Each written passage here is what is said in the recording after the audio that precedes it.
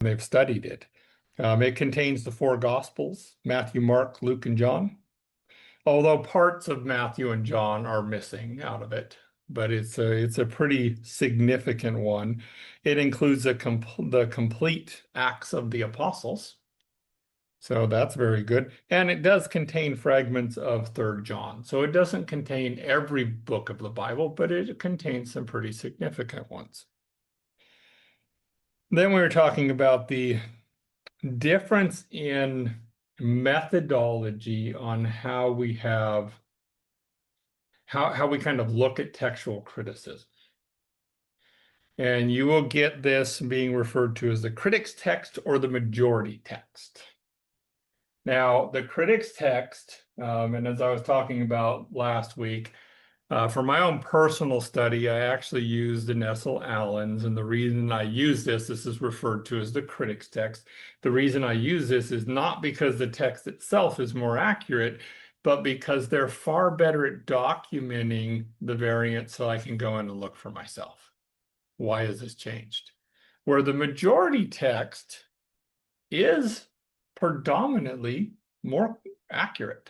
Overall, it's far more accurate than document.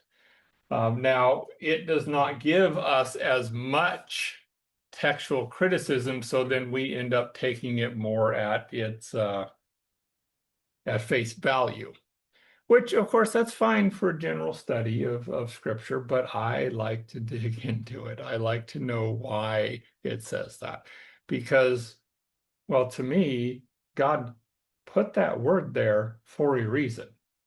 Words have value and their meanings have value, which is why we do not want to be shy or really kind of blend terminology together and just be like, and it's close enough. We get that with trespasses and sins. But yet those are very distinct words. And then because there's a blending of the meanings of these words, we get people who come and they teach, well, you can sin in your mind. Yeah, Scripture doesn't say that. Scripture talks about a trespass, and a trespass happens before sin.